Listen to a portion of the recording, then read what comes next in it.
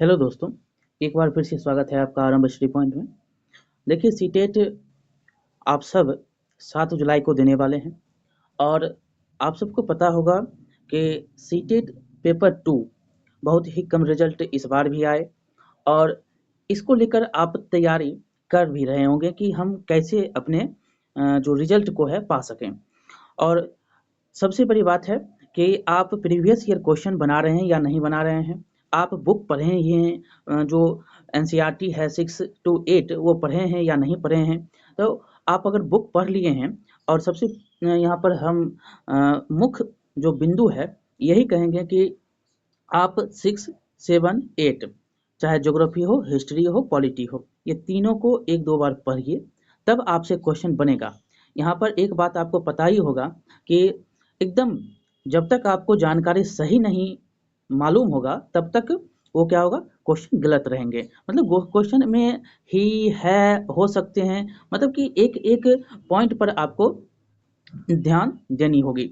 चलिए शुरुआत करते हैं। आपको प्रीवियस ईयर क्वेश्चन जो है जितने भी पेडागोजी के हैं और 30 क्वेश्चन होंगे और सामाजिक अध्ययन के 30 क्वेश्चन होंगे, तो हम 60 क्वेश्चन आपको यहाँ पर करवाएंगे प्रीवियस ईयर का क्वेश्चन 2011 का पेपर 2 का। और इसके साथ साथ जो है हम सारे क्वेश्चन जो 2024 तक पूछे गए हैं एक सीरीज बना देंगे और उसी में PYQ आपको मिलेगा। चलिए शुरुआत करते हैं।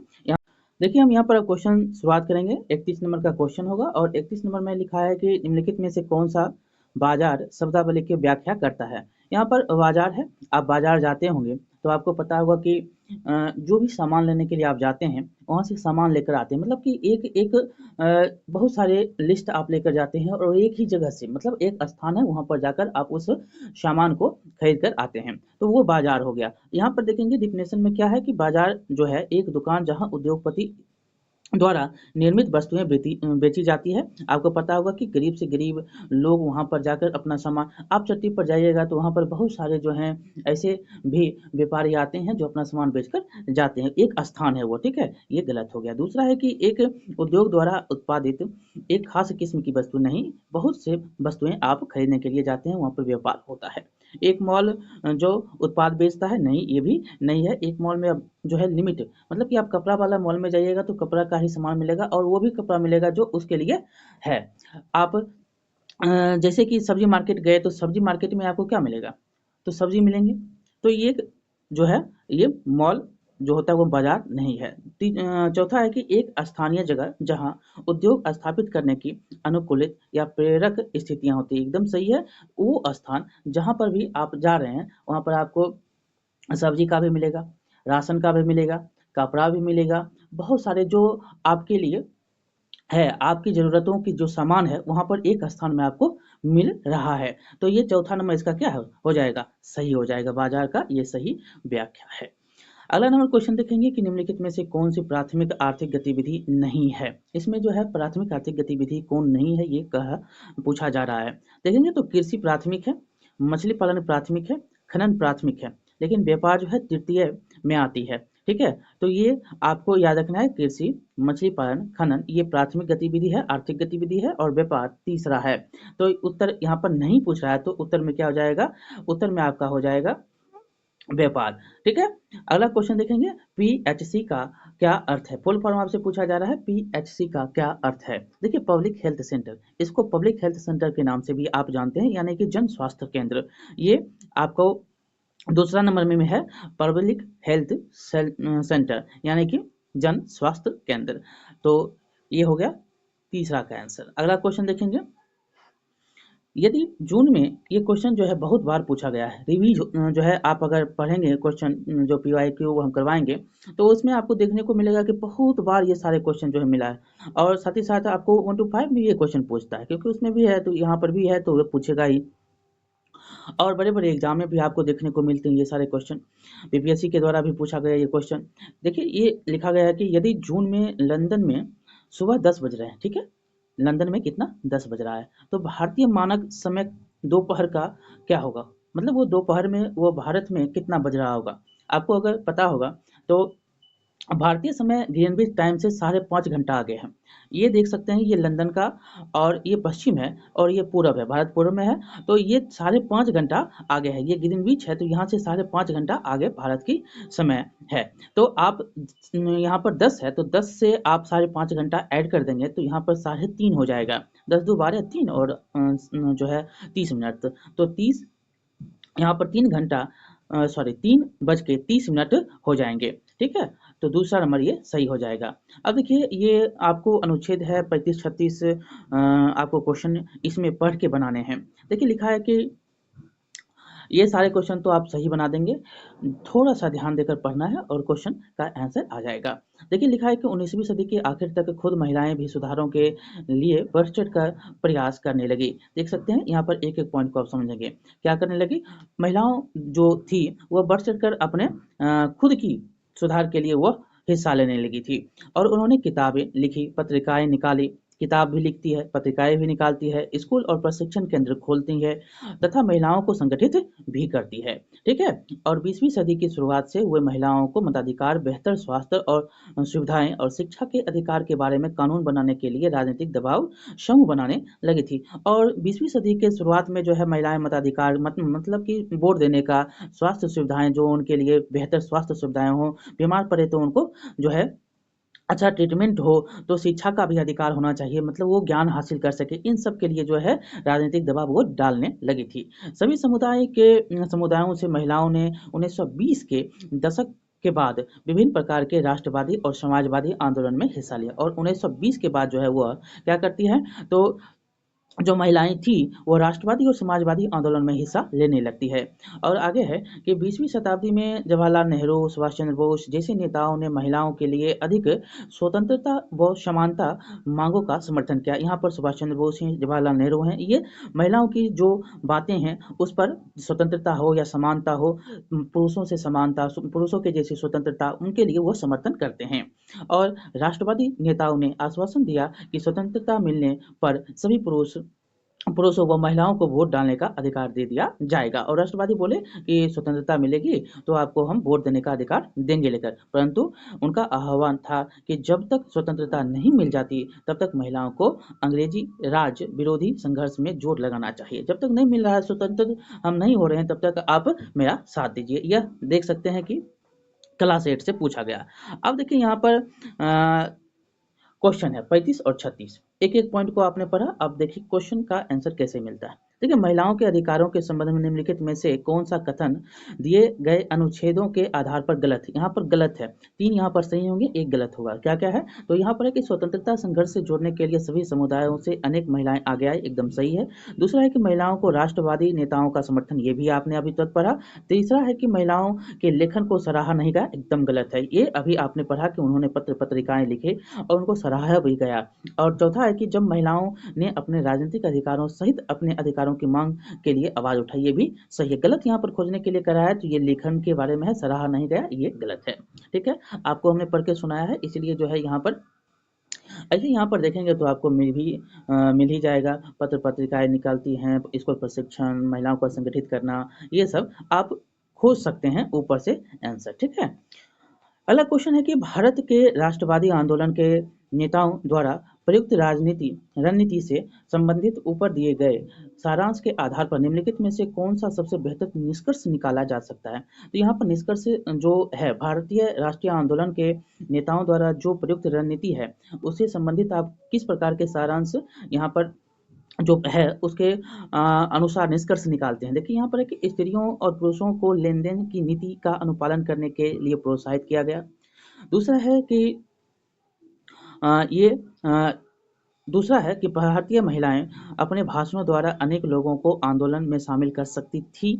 तीसरा है कि राष्ट्रवादी नेताओं ने महिलाओं को अपने अधिकार दिलवाने के लिए समर्थन मांगा और वादा किया कि स्वतंत्रता के बाद उन्हें वोट देने का अधिकार दिलवाएंगे। और चौथा है कि स्त्रियों की भागीदारी स्वतंत्रता संघर्ष को और अधिक आकर्षक आकर्षक बनाएगी। सबसे जो सटीक है वो है ये चौथा नंबर। देखेंगे कैसे है चौथा नंबर। तो ये लेन-देन की बात यहाँ पर स्त्री और पुरुष की नहीं है, इसकी प्रोत्साहन के लिए नहीं क्या आप कह सकते हैं, निष्कर्ष निकाल सकते हैं इन सारांश से। आप देखेंगे तो भारतीय महिलाओं और भाषणों के द्वारा नहीं बल्कि वह अपने हक की लड़ाई लड़ने के लिए जो है आगे बढ़ी थी, ठीक है। और तीसरा है कि राष्ट्रवादी नेताओं के द्वारा कहा गया कि अगर आप आज़ाद होते हैं मतलब कि स्वतंत्रता मिलती है तो हम वोट देने का अधिकार दिलाएंगे, ये जो है निष्कर्ष नहीं निकलता है। वो सभी चीज़ के लिए, चाहे वो शिक्षा हो, समानता हो, स्वास्थ्य हो, इन सब के लिए मांग उठा रही थी। तो इसी को देखते हुए यहाँ पर चौथा नंबर क्वेश्चन का आंसर आप जो बना मतलब कि 36 नंबर का क्वेश्चन का आंसर जो बना रहे हैं उसमें चौथा नंबर सही हो जाएगा कि स्त्रियों की भागीदारी स्वतंत्रता संघर्ष और अधिक आकर्षक बनाएगी। जो भागीदारी स्त्री की है वो आकर्षक बनाएगी, ठीक है। अगला नंबर क्वेश्चन देखेंगे कि संरचना और व्यवहार की वह प्रणाली जिसमें पुरुष स्त्री पर अपनी प्रधानता दिखाता है उसे उत्पीड़न और शोषित करता है प्रणाली का क्या कहलाता है। ये देखिए आप शुरू से पढ़ते हुए आ रहे हैं कि ये सारे के सारे पितृ सत्तात्मक हैं। आप मतलब कि बेटी यही करेगी, पुत्र यही करेगा, मतलब कि पुत्र पुत्री में समानता नहीं। पुत्र पुत्री में क्यों समानता नहीं, क्योंकि चलते आ रहे अनुवांशिक रूप से आप देखेंगे ये मतलब कि दादा हो गए, दादी हो गई, तो इनमें समानता नहीं। घर का खाना जो है कौन बनाएगा, तो औरत बनाएगी। बाहर का काम कौन करेगा, पुरुष करेगी। घर का काम और बाहर के काम में आपने अंतर देखा, यही जो है चलते आ रहा है। तो ये क्या है, प्रणाली जो है स्त्री और पुरुष की प्रधानता की जो उसकी व्यवहार है, उसकी संरचनाएं हैं, जो काम करने की उसकी क्या है कला है या क्षमता है, आप कह सकते हैं उसका व्यवहार है किस प्रकार का। तो इसमें आप पितृ सत्तात्मक को आप आगे देखते हैं तो उत्तर में आपको हर जगह यही मिलेगा और आप एक क्वेश्चन आराम से बना सकते हैं, देख सकते हैं। और इसी के कारण जो है उत्पीड़ित और शोषित महिलाओं को किया जाता है कि नहीं, तुमसे तुम्हारा काम यही है, तुम यही करो, घर में बैठो। ये सारे जो हैं क्रियाकलाप जो है चलते हैं। शुरुआत से बच्चों को आप खिलौना देते हैं तो आपको पता होगा कि खिलौने में क्या देते हैं। अगर जो है पुत्री है तो उसको आप गुड़िया देते हैं, अगर वही पुत्र है तो बैट बॉल दे देते हैं। तो ये सब जो है चलता आ रहा है, ठीक है। व्यवहार और संरचना में आपने समझा। अगला देखेंगे यहाँ पर कि निम्नलिखित क्वेश्चन है कि निम्नलिखित में से कौन सा कथन प्रशस्ति के विषय में गलत है। यहाँ पर प्रशस्ति के विषय में गलत क्वेश्चन को आपको बताना है, इसमें कौन सा गलत है। अब देखिएगा यहाँ पर कि पहला है कि राजा की प्रशंसा करने तथा उनका संरक्षण पाने के उद्देश्य से ज्ञानी, कवि, विद्वान व्यक्ति लिखी जाती थी। मतलब कि यहाँ पर जो प्रशंसाएं राजा अगर करेगा तो उसके लिए जो है कविताएं लिखी जाती थी, कहानियां लिखी जाती थी, उनका जो है जीवनी लिखा जाता था। ये सब जो है संरक्षण पाने के लिए किया जाता था। उनके राजकाल में क्या काम हो रहा है नहीं हो रहा है ये था। दूसरा है कि प्रायः राजा इन्हें स्वयं लिखा करते, एकदम गलत बात है। यहाँ पर आपने पढ़ा, जब ये पढ़ लिया तो यहाँ पर कैसे आप कह सकते हैं राजा स्वयं लिखा करते, नहीं, राजा ये नहीं लिखा करते थे। जबकि जो कवि होते थे, जो विद्वान होते थे, जो पढ़े लिखे व्यक्ति होते थे वो लिखा करते थे, ठीक है। तो इससे गलत तो आपको मिल गया, दूसरा नंबर गलत है। तीसरा क्या है कि ये जिस काल में से संबंधित है उस काल के इतिहास के मूल्यवान स्रोत है। प्रशस्ति जो है जिस काल में आप देख रहे हैं यह उसका स्रोत है कि राजा किस प्रकार का काम काज उसका था, क्या करता था, किस प्रकार आप देखेंगे कि उसका बॉर्डर कैसे पहचाना जाता था, शिलालेख पर लिख दिया जाता था कि ये राजा हैं, ये इनकी जो है कार्यशैली है, ये इनका काम है, ये इनके द्वारा काम करवाया जा रहा है। तो ये सब जो है होती थी। तो यहाँ पर देख सकते हैं उपलब्धि का जो वर्णन किया जाता था, प्रशस्ति में शासक या राजा की जो उपलब्धियां होती थी उसका वर्णन किया जाता था, ठीक है। चलिए आगे देखेंगे, यहाँ पर ये सब क्वेश्चन जो है बार बार पूछा जाता है, आप देखेंगे अनेक सेट्स में। अगला क्वेश्चन 39 नंबर के निम्नलिखित में से कौन सा कथन सामाजिक विज्ञापन का उद्देश्य नहीं है। आप समाज में जो विज्ञापित वस्तुएं देखते हैं उन सारे आधार को देखते हैं, जैसे कि अभी चुनाव प्रचार में आप सोशल मीडिया का बहुत ही प्रयोग कर रहे हैं, ज़्यादा प्रयोग कर रहे हैं। और बैनर जो जैसे ही आपको पता होगा कि कोई भी कंपनी बैनर टांगती है कि अपना प्रचार करने के लिए, बहुत सारे जो हैं सामाजिक रूप से आपको पता होगा कि टेम्पू हो, गाड़ी हो, बहुत सारे मतलब कि बहुत सारे ऐसे व्यवस्थाओं को देख सकते हैं जो आप तक पहुँच सके। मतलब कि आप तक पहुँचाने के लिए, समाज में पहुँचाने के लिए ये सब काम किए जाते हैं। इसमें पहला जो ऑप्शन है इसमें नहीं कह रहा है कि इसमें नहीं, सामाजिक विज्ञापन का उद्देश्य नहीं है खोजना है, ठीक है, नहीं में है। तो देखिए सामाजिक तंत्र और सामाजिक समूहों को लक्ष्य बनाना ये उद्देश्य होते हैं, ठीक है। दूसरा है कि व्यक्तिगत वाणिज्यिक लाभ के लिए सामाजिक तंत्र जाल वाले साइटों पर उत्पादों का ज्ञापन देना, और तीसरा है कि जनसाधारण के सदस्यों को ऐच्छिक सामाजिक गतिविधियों में व्यस्त रहने हेतु प्रेरित करना, और चौथा है कि चूंकि व्यक्ति अन्य व्यक्तियों को प्रभावित करते हैं, इसीलिए उनकी अभिवृत्ति और मानसिक धारणा को बदलना। देखिए, आप देख रहे होंगे कि टीवी पर बहुत सारे हीरो हीरोइन प्रचार करने, चाहे वो ब्यूटी का हो, चाहे वो मधु का हो, चाहे वो शिखर रजनीगंधा का हो, सबका प्रचार करने कह रहा है कि वो खा रहा है तो हम क्यों नहीं खाएंगे। तो बड़े बड़े व्यक्तियों जो प्रभावित करते हैं उन पर का समाज में प्रभाव पड़ता है, तो ये तो सही है। दूसरा है साइट्स, जो जनसाधारण है सदस्य और जो मनुष्य, जो आप उनको पता होगा कि दूर दूर गांव देहात में समाचार आप देख रहे होंगे कि मोबाइल अब यूट्यूब पर आपको प्रचार आता है, तो ये क्यों आ रहा है, तो आप के लिए वो क्या कर रहा है, वो एक धंधा है। मतलब क्या, कैसे प्रकार का धंधा है, आप उसको देखिएगा तो आप खरीदने के लिए जाइएगा, कहेगा कि हाँ ये मिल रहा है, आपको होली ऑफर आता है, आपको बहुत सारे ऑफर आते हैं, तो आपको प्रचार देखने को मिल जाते हैं। जैसे अभी आईपीएल हो रहा है तो बार बार आपको आईपीएल का आ रहा होगा कि हाँ आईपीएल हो रहा है, तो आप जाइएगा देखने के लिए। ये सब है गतिविधियां होती है और ये अभिप्रेरित करती है। लेकिन यहाँ पर है कि वाणिज्यिक व्यक्तिगत व्यक्तिगत नहीं होता है। आप एक चीज का गौर आप करेंगे तो एक विज्ञापन के लिए आप बहुत सारे लोगों को क्या करते हैं, इन्वॉल्व करते हैं। कोई ठेला वाला होता है, कोई रिक्शा वाला होता है, कोई बस वाला होता है, कोई ड्राइवर होता है, सभी के सभी इसमें इन्वॉल्व होते हैं। और इसमें उत्पादों का विज्ञापन होता है, ये नहीं है, ठीक है। तो व्यक्तिगत नहीं होता है, ये सिर्फ व्यक्तिगत तो आप पकड़ेंगे तो ये गलत आंसर आपको यहाँ पर मिल जाएगा। तो उत्तर क्या हो जाएगा, दूसरा नंबर। एक कंपनी को लाभ देने के लिए बहुत सारे काम में और बहुत सारे लोगों की जरूरत होती है। 40 नंबर क्वेश्चन देखेंगे कि 19वीं शताब्दी के दौरान किस विकास ने बड़े पैमाने पर सामाजिक रीति रिवाज और व्यवहार के विषय में वाद विवाद तथा चर्चाओं को सुगम बनाया। मतलब कह रहा है कि 19वीं शताब्दी यानी कि 1800 ईस्वी में कौन सा रीति रिवाज, व्यवहार और वाद विवाद एवं चर्चाओं के लिए सुगम रास्ता बन गया था, ये कौन था। तो ये रंगमंच, चलचित्र, रेडियो, पत्रिकाएं। यहाँ पर उत्तर में आपको पत्रिकाएं मिलेंगे। 19वीं शताब्दी में पत्रिकाएं बड़े पैमाने पर आई। सामाजिक रीति रिवाज, व्यवहार, जो वाद विवाद होते थे, पत्रिकाएं से हुआ करती थी, ठीक है। तो ये हो गया आपका 4 नंबर उत्तर। अगला नंबर क्वेश्चन देखेंगे 41 नंबर के।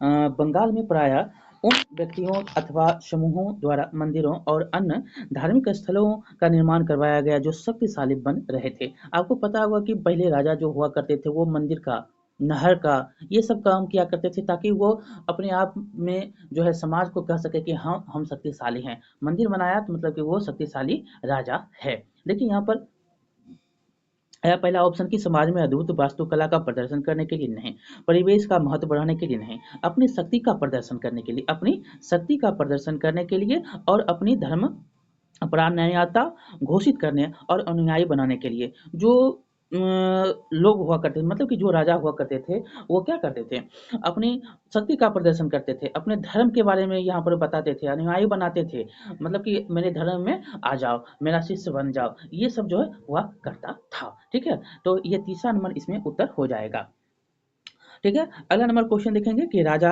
राम मोहन राय। देखिए राजा राम मोहन राय के बारे में बहुत ही प्रचलित कहानियां हैं, प्रचलित कविताएं हैं, प्रचलित, आपको पता होगा कि राजा राम मोहन राय एक ऐसे समाज सुधारक थे जो सती प्रथा को समाप्त करते हैं। और राजा राम मोहन राय को आपको पता होगा कि राजा की उपाधि देने वाले कौन, तो अकबर द्वितीय था। तो ये सारे किस्सा कहानी आपको पता होने चाहिए, नहीं होगा तो आप राजा राम मोहन राय के बारे में एनसीईआरटी में है उसको पढ़िए, वहाँ से क्वेश्चन आते हैं। चलिए यहाँ पर देखेंगे कि राजा राम मोहन राय जैसे समाज सुधारक स्त्रियों के विरुद्ध प्रचलित सामाजिक अन्याय जैसे कि सती होना, सती प्रथा के विषय में प्रचार प्रसार के लिए निम्नलिखित में से किस युक्ति का प्रयोग करते थे। देखिए सबसे बड़ी बात यहाँ पर आपको समझना है कि राजा राम मोहन राय जो कि समाज में पहले लोग, क्या अभी भी आपको कुछ ऐसे सामाजिक तत्व मिलेंगे जो आपकी बात को नहीं समझेंगे, लेकिन एक आधार दीजिए तो वो बात को समझ लेंगे। कैसे, तो आप कहिए कि रामायण में, महाभारत में, कुरान में ये सब कहाँ लिखा है और कैसे लिखा है और क्यों लिखा है, इसको समझाइए तो वो समझ लेंगे। क्यों, क्योंकि उसको वो ऊपर मानते हैं और उसी का आधार उन्होंने भी माना। और क्या किया, तो उन्होंने अपनी जो सोच है, सोच को सिद्ध करने के लिए प्राचीन धार्मिक पाठों में से श्लोक या वाक्य का प्रयोग करते थे, जो प्रचार प्रसार होना था, जो करते थे लोगों को अपनी ओर, मतलब कि अपनी बातों को विश्वास दिलाने के लिए ये सारे काम क्या करते थे, तभी लोग उनको मानने लगे। और इसके आधार पर ये क्वेश्चन का आंसर जो है ऐसे दूसरा नंबर सही हो जाएगा। वे सरकार के प्रभाव का प्रयोग करते थे, नहीं, गलत बात है। वे लोकप्रिय राष्ट्रवादी नेताओं की सहायता, नहीं, ये भी नहीं है। आपको जो ये है दूसरा नंबर में ऑप्शन, वो सही हो जाएगा। आपको पता होगा कि राजा राम मोहन राय 20 अगस्त 1928 को ब्रह्म समाज की स्थापना करते हैं। और आपको ये भी पता होगा कि 1929 में सती प्रथा के विरुद्ध लॉर्ड जनरल विलियम बेंटिक के द्वारा जो है यह जो प्रथाएँ थी, सती प्रथा, उसको प्रतिबंधित कर दिया जाता है, कानून बनाकर इसको बंद कर दिया जाता है। ये आपको कहानी के रूप में पढ़ाया होगा कि इनकी भाभी थी। तो ये सारी चीज़, मतलब कि आप अगर देखेंगे पहले के समाज में, तो पति की मृत्यु होने के बाद जो है पत्नी को उसी अग्नि में खुद को क्या समाहित करना पड़ता था, मतलब कि सती हो जाना, मतलब अगर वो उनके साथ मर रही है तो उसको सती कह रहा था लोग, ठीक है? तो ये हो गया आपका दूसरा नंबर इसमें सही। अगर यहाँ पर देखेंगे 43 नंबर क्वेश्चन, 43 नंबर क्वेश्चन है कि निम्नलिखित का मिलान आपको यहाँ पर करना है, सही विकल्प आपको चुनना है। देखिए कृषि, कृषि का उत्तर क्या हो जाएगा? तो कृषि का देखेंगे तो फसल उगाना और खेती करना कृषि कहलाता है। और यहाँ पर उद्यान कृषि है, तो उद्यान कृषि में आपको फूल, फल और सब्जी उगाना उद्यान कृषि कहलाता है। तीसरा है मत्स्य पालन, तो मछली पालन जो है क्या है? मछली पालन को आप मत्स्य पालन के नाम से जानते हैं, मछली पालन को मत्स्य पालन के नाम से आप जानते हैं। और ये इसका हो गया। और द्राक्षा कृषि जो है, द्राक्षा कृषि को देखेंगे तो ये हो जाएगा अंगूर की खेती। ए नंबर इसका उत्तर हो जाएगा, द्राक्षा कृषि का ए नंबर। तो इस प्रकार से इसका उत्तर जो है ये हो जाएगा 1 नंबर, ठीक है? आगे चलेंगे यहाँ पर। देखिए 44वां क्वेश्चन है कि ज़्यादातर महाजनपदों, और जो महाजनपद होते थे, 16 महाजनपद है, आपको पता होगा कि ज़्यादातर महाजनपदों की मजबूत किलेबंदी थी। क्योंकि क्यों था किलेबंदी ज़्यादातर? तो ये था शासकों को आक्रमण का भय था और वे स्वयं की रक्षा को सुनिश्चित करना चाहते थे। ये ऐसी इसका उत्तर सही हो जाएगा। आक्रमण का भय हुआ करता था और स्वयं की रक्षा करने के लिए जो है वो किलाबंदी किया करते थे। जो मगध हो, उज्जैन हो, आपको पता होगा 16 महाजनपद हैं। ठीक है? चलिए आगे यहाँ पर देखेंगे, ऐसे ऑप्शन पढ़ेंगे तो यहाँ पर ऑप्शन है कि वे इनकी समृद्धि और शक्ति को प्रदर्शित करते थे, नहीं है। दूसरा है कि ये उनकी समृद्ध योद्धा परंपराओं के प्रतीक थे। तीसरा है कि इनके आसपास लकड़ी और ईंटों या पत्थरों की उपलब्धता था या उपलब्ध थी। तो ये इसका गलत उत्तर हो जाएगा, लेकिन ये था कि स्वयं की रक्षा करने के लिए ये किलाबंदी क्या करते थे। अगला क्वेश्चन देखेंगे यहाँ पर कि उद्योगपति उद्योग स्थापित करते हैं जब, क्यों करते हैं उद्योगपति वो उद्योग स्थापित? जब वे अनुकूल सरकारी नीतियाँ पाते हैं। आपको पता होगा कि टेस्ला अब जो है अनुकूल सरकारी नीतियाँ पाने के कारण जो है अब भारत आने को तैयार है। और पहले जो है उसको 100% टैक्स देना पड़ता था। अगर इतना का, जैसे 30 लाख का गाड़ी है तो 30 लाख आपको पहले जो है टैक्स के रूप में, मतलब 60 लाख रुपया उसका हो गया। तो अब जो है छूट दिया गया, 15% लेगा अगर भारत में वो जो है सरकार नीति जो थी 2023 में उसको बदला गया और 15% ही टैक्स उसको लगेगा अगर भारत में वो मैन्युफैक्चरिंग करता है। तो 3 साल तक के लिए, 5 साल तक के लिए आप इसके बारे में पढ़े होंगे कि कैसे जो है नीति बनाई गई है, उद्योग नीति बनाई गई है। अगर सरकार के रूप में जो है उनको सहायता प्रदान की जाती है तो वो ज़्यादा से ज़्यादा यहाँ पर अपना काम कर सकेंगे और इसी प्रकार जो है सभी उद्योगपति अपना काम करते हैं। ठीक है? तो ये अनुकूल सरकारी नीति पाते हैं और उसके साथ जो है वो आगे बढ़ते हैं। कस्बे विकसित हो सके, नहीं, गलत बात है। देखिए एक जो कंपनी अगर आ रही है तो उसे आपके साथ-साथ जो है आपके समाज, आपके परिवार और जो है सरकारी जो नीति के साथ-साथ जो आगे बढ़ती है कंपनियाँ, उससे उनको रोज़गार मिलता है। तो ये सारे जो हैं बातें होती है और जो सरकार के संरक्षण में है वो बहुत ज़्यादा आगे बढ़ता है, आपको पता ही होगा। इलेक्ट्रॉन बोर्ड के चर्चे तो आपको सुने ही होंगे कि इलेक्टोरल बॉन्ड से क्या और कैसे क्या हो रहा है धंधा, क्या हो रहा था, उसको बंद किया गया है। लेकिन उसे बहुत सारे ऐसी कंपनियाँ थी जो चंदा देती थी, काम लेती थी। ये जो है खुलकर सामने आई है। अब देखेंगे यहाँ पर कहा गया विश्व का सबसे बड़ा घोटाला। ठीक है? अगला क्वेश्चन देखेंगे 46 नंबर की, लगभग 39 वर्ष पूर्व आरंभिक नगर हड़प्पा और मोहनजोदड़ो कई कारणों से समाप्ति की कगार पर आने लगे। निम्नलिखित में आपको बताना है कि कौन सा कारक जो है कारण सही नहीं है। एक कारण सही नहीं है, 3 इसमें सही है और 1 नहीं है। देखेंगे ऑप्शन में तो जंगलों के विनाश और बाढ़ के कारण जो है नगर नष्ट हुए। दूसरा है कि मवेशियों के बड़े-बड़े झुंडों द्वारा चरागाह और घास में वाले मैदानों को चराने से मृदा आवरण नष्ट होगा। और तीसरा है कि नदियाँ सूख गई जिसके कारण नगर समाप्त हो गए। और चौथा है कि नगरों के बीच आपसी प्रतिद्वंद्विता जो थी और लड़ाई ये होने लगी, द्वंद्विता, प्रतिद्वंद्विता और लड़ाई। तो यहाँ पर 46 नंबर में देखेंगे तो सबसे सटीक उत्तर मिलता है क्या, तो मिलता है कि मवेशियों के बड़े बड़े झुंडों द्वारा चरागाह और घास वाले मैदानों को चराने से मृदा क्या हो गया, आवरण नष्ट हो गया। ये गलत है और सभी के सभी सही हैं। नगरों के बीच प्रतिद्वंदी सही है। तीसरा है कि सूख गया नदी, ठीक है। और पहला है कि जंगलों के विनाश और बाढ़ का कारण जो है नगर नष्ट हो गया।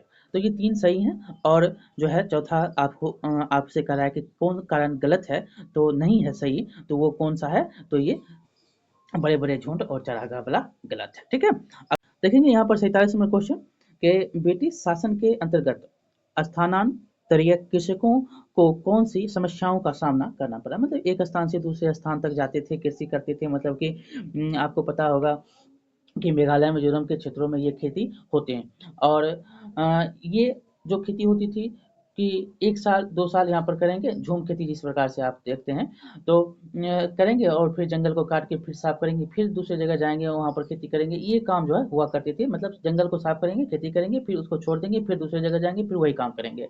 तो इस प्रकार से खेती हुआ करती थी। अब को क्या हुआ इसमें, तो कौन-सा समस्या यहाँ पर आया, ऑप्शन में देखेंगे, उनके कृषि उत्पादन में गिरावट आई, उनकी गतिविधियां प्रतिबंधित हो गई थी, और रोजगारी और शोषण। यहाँ पर उत्तर क्या हो जाएगा, तो उत्तर हो जाएगा कि उनकी जो गतिविधि थी उसको वह प्रतिबंधित कर दी गई थी। मतलब कि जो स्थानांतरीय कृषि होती थी, अब कहा गया है कि इस जंगल में आपकी प्रवेश जो है वर्जित है, मतलब आप यहाँ पर प्रवेश नहीं कर सकते हैं। ब्रिटिश शासन के अंतर्गत जो है उनकी गतिविधियां प्रतिबंधित हो गई और उनको जो है समस्याओं का सामना करना पड़ा, ठीक है। चलिए आगे देखेंगे यहाँ पर 48वां क्वेश्चन के मध्यकालीन भारत में मंदिरों को देश के केंद्र के रूप में माना जाता था। मध्यकालीन भारत में देखेंगे तो मंदिर को सांस्कृतिक गतिविधि के रूप में जानते थे, और बड़े पैमाने पर विदेशी व्यापार, सूफी आंदोलन, वास्तुकला नहीं, ये तीनों गलत है। वो सांस्कृतिक गतिविधियां हुआ करती थी मध्यकाल में। चलिए अगला नंबर क्वेश्चन है 49 नंबर। ये देख सकते हैं 7 क्लास का सारा क्वेश्चन अब आपको मिल रहा है कि गजनी के सुल्तान महमूद गजनवी द्वारा सोमनाथ मंदिर को नष्ट करने के पीछे कौन सा मुख्य कारण था। क्या था, पहला देखेंगे कि उसे जो है मंदिर की वास्तुकला पसंद नहीं थी, ये गलत है। दूसरा है कि उसने इस्लाम के महान नायक के रूप में श्रेय लेने की कोशिश की। और तीसरा है कि वह किसी अन्य उद्देश्य के लिए मंदिर का उपयोग करना चाहता था। चौथा है कि वह जो है वहाँ एक महल बनाना चाहता था, ये गलत है। यहाँ पर दूसरा नंबर सही हो जाएगा कि उसने जो है इस्लाम के महान नायक के रूप में श्रेय लेने की कोशिश की थी। देखिए गजनी के सुल्तान मोहम्मद गजनवी द्वारा सोमनाथ मंदिर को नष्ट करने के लिए मुख्य जो है कारण था कि इस्लाम के महानायक के रूप में वो श्रेय ले। और मोहम्मद गजनवी ने इस्लाम के प्रचार और धन प्राप्ति के उद्देश्य से जो है 1001 से 1026 तक, मतलब कि 1001 से 1026 के बीच में भारत पर 17 बार आक्रमण करता है, ठीक है, 17 बार लूटता है। अगला नंबर क्वेश्चन देखेंगे यहाँ पर कि निम्नलिखित में से कौन सा कथन प्राचीन हस्तलिपि के संदर्भ में सही नहीं है। कौन सा कथन सही नहीं है। पहला है कि वह प्रायः ताड़पत्रों पर लिखी हुई थी। यहाँ पर प्राचीन हस्तलिपि के बारे में आपको बताना है और कौन गलत है ये आपको बताना है, ठीक है। देखेंगे तो वे प्रायः ताड़पत्रों पर लिखी हुई होती थी, एकदम सही बात है। दूसरा है कि आपको एक चित्र में ही दिखाया गया होगा कि ये ताड़पत्र है और ऐसे लिखा जा रहा है। यहाँ पर दूसरा है कि वे जिस काल को प्रदर्शित करती है उस काल का मुख्य स्रोत नहीं है, ये भी। और तीसरा है कि वे हस्तलिखित थी और उसके बाद जो है मुद्रित हो गई। और चौथा है कि वे हस्तलिपियाँ पत्थर या धातु पर उकेरी गई। यहाँ पर आपको याद होगा, आप अगर पढ़े होंगे तो आपको पता होगा कि प्राचीन हस्तलिपि के संदर्भ में जो भी बात यहाँ पर कही गई है कि वे जिस काल को प्रदर्शित करती है उस काल का मुख्य स्रोत नहीं है, ये कथन सही नहीं है। यहाँ पर दूसरा नंबर गलत है। दूसरा नंबर क्या है, गलत है, और यही आपका सही है, नहीं खोजने के लिए कह रहा था। और सभी के सभी यहाँ पर धातु पत्थर पर उकेरी गई थी, हस्तलिपित पहले थी फिर मुद्रित हो गई, ये ताड़पत्रों पर लिखी होती थी, तो ये सारे के सारे सही हैं। चलिए अगला नंबर क्वेश्चन देखेंगे। यहाँ पर फिर आपको अनुच्छेद दिए गए हैं 51 से लेकर 53 तक आपको बताने हैं। इसमें देखेंगे अनुच्छेद को पढ़ेंगे तो यहाँ पर लिखा गया है कि एक चिट्ठी आपके नाम। शायद आपने अपने छात्र छात्राओं या बच्चों को कहते हुए सुना होगा कि नागरिक शास्त्र बड़ा बोरिंग है। हो सकता है कि आपको भिलगता हो कि बात में दम है। अपने देश में नागरिक शास्त्र के पाठ्यक्रम में शासन की औपचारिक राजनीतिक संस्थाओं की जानकारी पर जोर रहा है। पाठ्य पुस्तकों में संवैधानिक कानून पेचीदगियों पेचीदगियों के नीरस और उबाऊ ब्यौरे भरे रहते हैं। जाहिर है कि ऐसे में बच्चा जो कुछ अपने वास्तविक जीवन में देखता है और जो है बातें किताबों में पढ़ता है, उनके बीच तालमेल नहीं बैठा पाता। शायद इसी कारण हमारे किशोर किशोरियों को नागरिक शास्त्र की पढ़ाई बोरिंग लगती है। जबकि वास्तव में स्थिति यह है कि हमारे देश में जो है देश के नागरिकों की जो नागरिक हैं, नागरिकों की राजनीति में भागीदारी और रुचि बहुत गहरी है। आपको पता ही होगा कि नागरिक जो हैं राजनीति में बहुत ही बढ़ चढ़कर हिस्सा लेते हैं। अब आपको यहाँ से क्वेश्चन का आंसर बताना है। यहाँ पर 51 नंबर है कि अनुच्छेद में तालमेल नहीं बैठा पाता, वाक्य से आप क्या संदर्भ रखते हैं, वाक्यांश से संदर्भ में प्रयुक्त हुआ है, किस रूप में आप इसको प्रयुक्त करते हैं। तो यहाँ पर है पहला कि वो वास्तविक जीवन में क्या होता है और पाठ्य पुस्तकों में क्या है, पढ़ते हैं बच्चे इससे संबंध नहीं जोड़ पाते हैं। एकदम सही है कि यही जो है उत्तर आपका हो जाएगा। जो वास्तविक जीवन है, जो पाठ्य पुस्तक की जीवन है, उससे वो संबंधित जो संबंध है वो नहीं जोड़ पाते हैं, इसके कारण वो नहीं समझ पाते हैं, तालमेल बैठा नहीं पाते हैं। यही इसका उत्तर भी है। ऐसे दूसरा तीसरा चौथा पढ़ेंगे तो यह इससे संबंधित है कि नागरिक शास्त्र की पाठ्य पुस्तकें किस प्रकार लिखी और प्रयोग लाई जाती है, ये गलत है। और ये इसे तालमेल बैठाना ये गलत है। मतलब कि पाठ्य पुस्तक से और आपके जीवन से वास्तविक जहाँ पर जीवन आएगा, बच्चा जहाँ पर इन्वॉल्व होगा, वही उसका उत्तर सही हो जाता है। ये भी आप याद रखिएगा, ठीक है। उत्तर ऐसे इसका 1 नंबर है ये। चलिए आगे देखेंगे यहाँ पर कि नागरिक शास्त्र की पाठ्य पुस्तकों में विषय वस्तु की नीरस और उबाऊ प्रस्तुति को शिक्षक डैश के द्वारा जीवंत बना सकता है। आप किस प्रकार से कह सकते हैं कि नीरस और उबाऊ है, तो उसको आप उसके लिए जो नागरिक शास्त्र की पाठ्य पुस्तकें हैं, उसके लिए आप क्या करेंगे कि जीवंत मतलब उसके रूप में आप उसके अनुरूप में ढाल सकते हैं, वो बच्चा समझ जाए। तो कैसे? तो यहाँ पर देखेंगे तो पहला ऑप्शन है कि अमूर्त पक्षों पर कम महत्व देकर। दूसरा है कि निरस अवधारणाओं की विस्तृत और स्पष्टता व्याख्या देखिए, विस्तृत देखिए, ये सब जो है आपको काटना होता है। कठिन अवधारणाओं देखिए, कठिन अवधारणाएं जहाँ जहाँ आ जाए बच्चे के लिए बारे में, तो वह क्या होता है, बोरिंग होता है, इससे वह भागता है।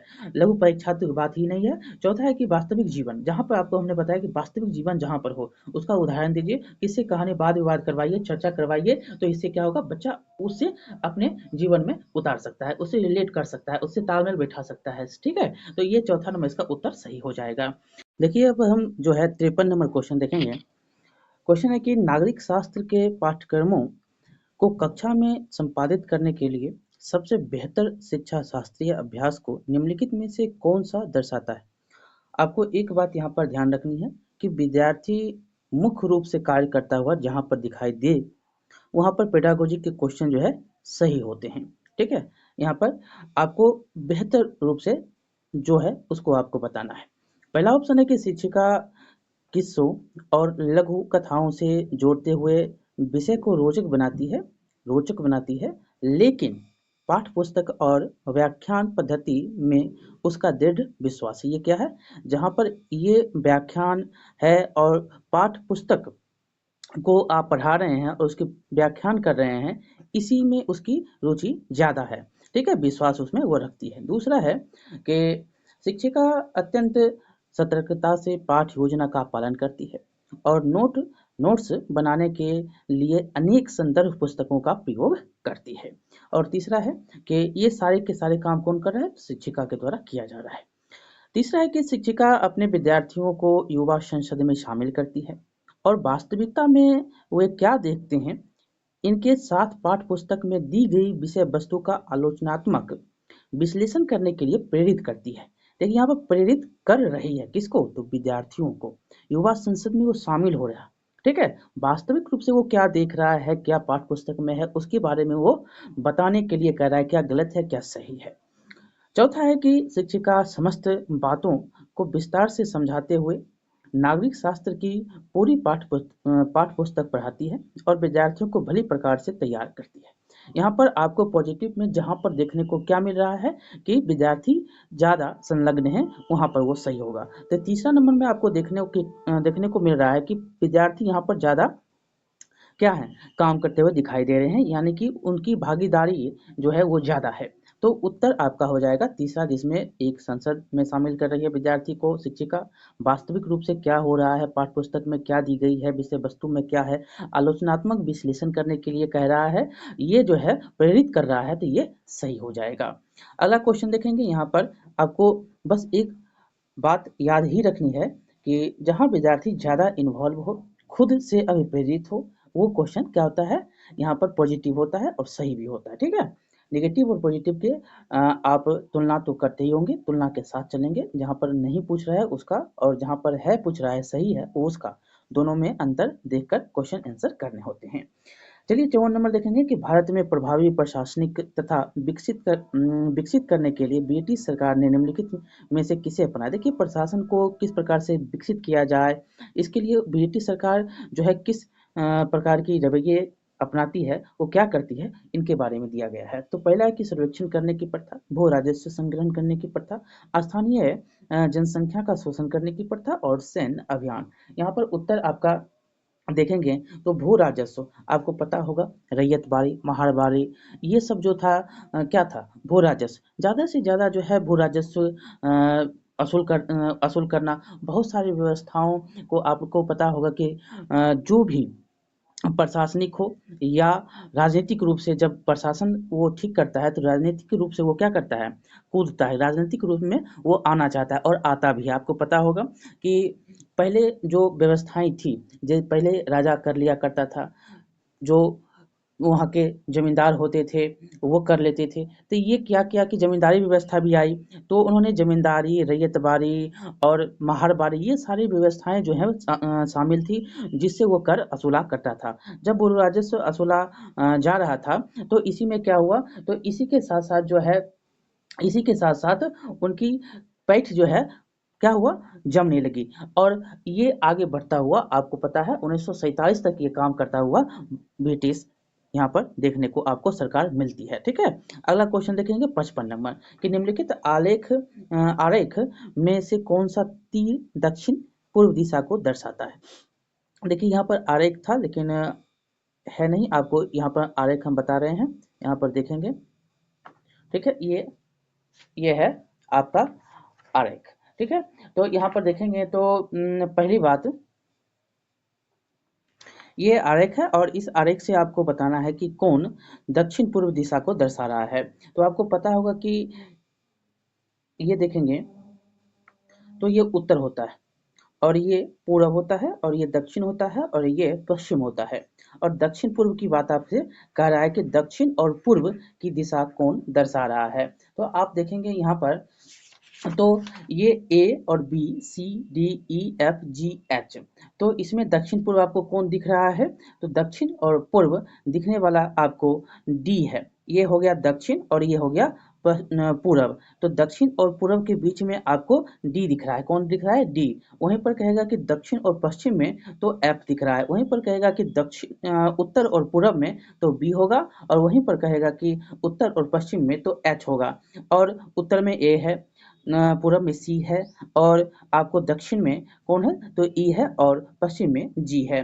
तो यहाँ पर उत्तर देखेंगे तो डी हो जाएगा 4 नंबर, ठीक है। ये आरेख था। अगला नंबर क्वेश्चन देखेंगे कि जल संरक्षण के संदर्भ में निम्नलिखित में से कौन सा कथन गलत है। यहाँ पर गलत कथन खोजना है आपको, हमने पहले भी बताया कि सही और गलत जहाँ पर ढूंढने के लिए कह रहा है, तो वहाँ पर आप 3 पॉजिटिव होगा और 1 नेगेटिव में होगा। देखेंगे तो पहला है कि वन अथवा वनस्पति आवरणों के द्वारा भूमिगत जल के स्तर को सुधारा जा सकता है, ठीक है, सही बात है। दूसरा है कि पृष्ठीय प्रभाव को नियंत्रित करना जल संरक्षण तरीकों में से एक है। तीसरा ऑप्शन देखेंगे तो तीसरा ऑप्शन है कि स्प्रिंकलर वाष्पीकरण को प्रभावी तरीके से नियंत्रित करते हैं, और चौथा है कि जल अनवीकरणीय संसाधन है। तो इसमें गलत क्या है, तो गलत है ये जल और नवीकरणीय संसाधन क्या है, ये गलत है। देखिए जल जो है और नवीकरणीय संसाधन नहीं है, ये गलत है, क्योंकि जल नवीकरणीय संसाधन है, ठीक है, जिसका संरक्षण पुनः उपयोग द्वारा किया जा सकता है। फिर से जानते हैं कि बारिश होता है, संघनन होता है, फिर मतलब कि जल है, फिर धूप धूप के साथ संघनन होता है, और फिर बारिश होता है, तो ये प्रक्रियाएं चलती रहती है, ठीक है। तो ये चौथा नंबर इसका सही हो जाएगा। अगला नंबर क्वेश्चन देखेंगे कि एक मानचित्र एक ऐसे पैमाने का प्रयोग करता है जिसमें मानचित्र में 1 सेंटीमीटर पर 20 मीटर के बराबर है। धरती पर कितना? तो 20, 1 सेंटीमीटर आप चलें तो ये मतलब कि 20 मीटर जो है आप धरती को क्रॉस कर गए। यदि मानचित्र पर 2 स्थान के बीच की दूरी 5 सेंटीमीटर है, अगर उसी में आप देखेंगे 5 सेंटीमीटर है, तो उनके बीच की वास्तविक दूरी क्या होगा? तो गुना कर दीजिए, 1 सेंटीमीटर बराबर कितना? 20 मीटर है, और उसी में आप 5 गुने 20 कर दीजिए, तो 5 गुने 20 तो 100 मीटर हो जाएगा। ये 20 मीटर है, तो 20 मतलब कि 100, यहाँ पर 20 गुने 5 कर दीजिए तो कितना हो जाएगा? 100 हो जाएगा। तो 100 मीटर यहाँ पर उत्तर हो जाएंगे। ये सारे क्वेश्चन, एक दो क्वेश्चन बहुत हल्के होते हैं, ध्यान से आप पढ़े होंगे तो ये सारे के सारे क्वेश्चन बनते हैं। 58 नंबर क्वेश्चन है कि 19वीं शताब्दी के मध्य में ब्रिटिश इतिहासकारों ने भारत के इतिहास को 3 कालों में बांटा। ठीक है, पहला हिंदू भारत, मुस्लिम भारत और ब्रिटिश भारत। इस विभाजन का आधार क्या है? आपसे आधार पूछ रहा है। पहला है कि यह इस विचार पर आधारित है कि शासकों का धर्म एक महत्वपूर्ण ऐतिहासिक परिवर्तन था। अभी भी आपको पता लग रहा होगा कि जाति पर वोट, जाति पर राजनीति, जाति पर जो है हर समुदायों को आप देखेंगे तो चाहे वो ओबीसी हो, एससी एसटी हो, भूमिहार हो, राजपूत हो, कुछ भी हो, आदिवासी में जितने भी आते हैं, तो ये सारे के सारे आपको दिख रहा होगा कि किस प्रकार से अभी बट रहा है। कैसे बट रहा है? अत्यंत पिछड़ा, पिछड़ा वर्ग, अति पिछड़ा वर्ग, ये सारे दिखने को मिल रहा है। कौन जाति किस जाति का है और कहाँ पर वोट जाएगा, ये भी आपको राजनीति में अच्छी तरह से दिख रहा है। यही पहले और अभी के अंतराल में आपको बहुत सारी बातें मिलती हुई दिख रही है। देखिए यहाँ पर है कि यह विचार जो है आधारित किस पर था? शासकों का धर्म एक महत्वपूर्ण ऐतिहासिक परिवर्तन करता, मतलब परिवर्तन था, जो शासक का धर्म था वो। दूसरा है कि इंग्लैंड का इतिहास भी इसी रूप में लिखा गया।